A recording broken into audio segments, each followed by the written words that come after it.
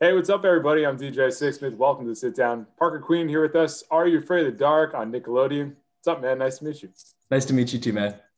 So, tell me about this experience because people obviously know about the show from the past. You and the rest of the crew have a new spin on it. What's this Hmm. experience been like so far? Oh, it's been wonderful. It's been great. I had a lot of friends of mine that knew about the show actually, and when I first auditioned for it, I had heard of it before in the past, but I didn't specifically know what it was. And so it was a great experience to just be able to jump on and figure it out with a great group of people pretty last second actually. And I had to quarantine in Canada for 2 weeks once I Well, got there, before we started shooting. So I had 2 weeks to catch up on the show and watch all the old episodes and sort of like figure out how that all tied in. how long did it take you to watch all the old episodes? Well, I couldn't say that I got through all the old episodes, but I got through a number of them. Gotcha. There were a lot. I think there were like 7 seasons or something. Yeah, it was It was a definitely a long long, running show. long Yeah. runway there. So, what else Yeah. did you do for those 2 weeks while you were quarantining? Because it's one thing to just like be at home and you can go out and about, but it's another thing you got to be locked down for 2 weeks. How did you make that happen? Yeah. Um, a part of it was actually working out because my character in the show is supposed to be a more formidable guy than I am. And so I thought, well, maybe if I like spend some time, like drink some protein shakes, do some reps and stuff like that, I might be able to build up some muscle, now that I'm not doing cardio and walking around everywhere. I'm stuck in one room. As it turns out, I actually lost weight during that time. I'm not sure how that happened, but I tried. Go figure, right? Yeah, So dude. you mentioned just some of the things that you're doing here with playing Connor. What else did you really want to focus on, and just in terms of bringing this character to life? It's a little bit hard to say. Well, I guess I could say it now. Actually, there's no more spoilers. There's a certain twist that happens halfway through the show, and finding good ways to play with the duality of the character, and I don't want to give too much away, but you'll see more what I mean if you see the show. Not going heavy-handed on one side or the other, but sort of finding this like good equilibrium between the two, so I can, not be overly predictable, but also, uh, but also thread in some of the later payoffs that they're trying to play with in the show.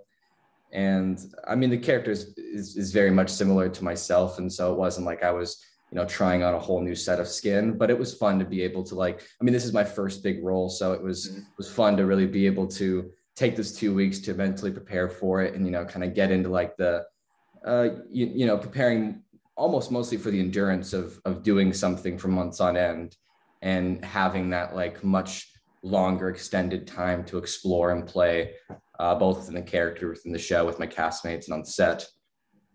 Yeah, I think you bring up a lot of great points because it's one thing to pop into a show, do a couple episodes. You have the whole runway here of being one of the big stars of this show. So, what have been some of the biggest surprises that come along with everything you just mentioned previously? You mean with like staying on set for that long and like, Yeah, from staying on set, from playing a character for a long time, just the whole experience. What really popped out to you the most?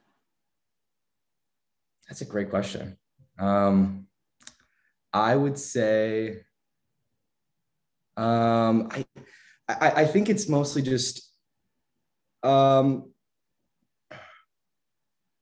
it's a good question. I don't know. I That's don't okay. know. It could just be Uh, a little bit of everything. it And is you're a kind little of bit still of soaking it everything. in too. It feels like, right? It's soaking it in. It's getting used to it.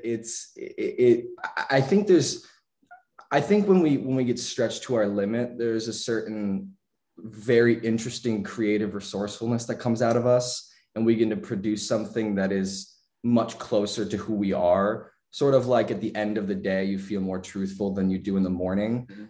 That's why we usually have like emotional conversations and stuff like that at the end of the day. I feel like at the end of the 3 months, I began to touch into something potentially a little bit more close to home and a little bit more real, both because I was the set that I was within, the people I was around were less new and intimidating, I guess, to me. But I was also just I was at a more raw and authentic place myself.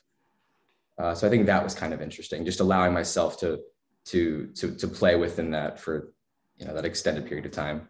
Yeah, I think that's really interesting. And also to share it with all these people on set, and then also to share it with people on social media. So what's the reaction been like to everything that's gone on so far? Oh, they seem to love it. I can't say specifically what it's going to be like in the next few episodes, but from what I know, it's going to get better and better as the whole season goes along. And people so far seem to be responding to it pretty well. People seem to be scared. They seem to be laughing and enjoying it and thinking it's emotional.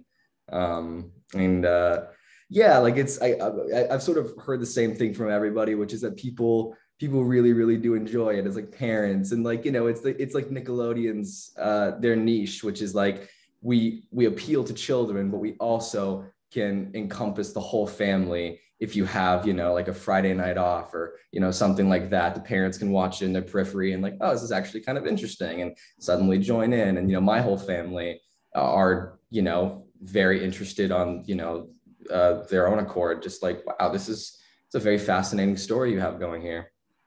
Yeah. Yeah, it's cool how Nickelodeon just bridges the generational gap, right? Like parents had certain shows they watch. You and me had certain shows. What were the shows for you growing up where you're like, Nickelodeon's got it going on? I really like these shows here. Oh, I mean, Nickelodeon had all of them. It was like iCarly, Drake and Josh. Yes, honestly, SpongeBob is. I mean, it's an all-timer, right? You just got to put it at the top of the list. Yeah, SpongeBob is like my favorite. Like that's the quintessential one that parents, like my dad still thinks SpongeBob is funny, and I love that. I could still quote SpongeBob today. That's awesome. So, what's this whole acting experience been like for you? You mentioned just some of the different parts you've done. What has been the thing you're most proud of at this point in your career? Well, I'd say this probably. Oh no, I would say this. I've done other things in the past, but this is the most fun that I've ever had on set. Insofar as being able to explore and do something that's, and I'm not saying anything against other roles that I've done. I love all of them, but something that has a little bit more liberty to it. You're able to play within it more because you kind of like, when you have a character in a series regular, you do have more liberty to, try things out and make it more personal to yourself. Take more chances, be a little bit less conservative with, how you approach your choices and just everything inside of it. So I'd say this has been the most rewarding experience that I've had, but I think it's also hopefully my best work that I've done so far. And yeah, I mean, I haven't really done that much. I've done things in the past, but this is the first like significant thing I've been on. So it's really, really exciting to be a part of it. Yeah, it's super cool. And it's also cool to think about what could come next, right? So you have this part where you really get to explore a lot of different pockets of the character. What are some other different things you'd like to do, whether it's, this genre or a TV show or movie? What else really piques your interest when you think about your future in the industry? Well, I love movies. I'm a huge cinema fan, so I can see my future.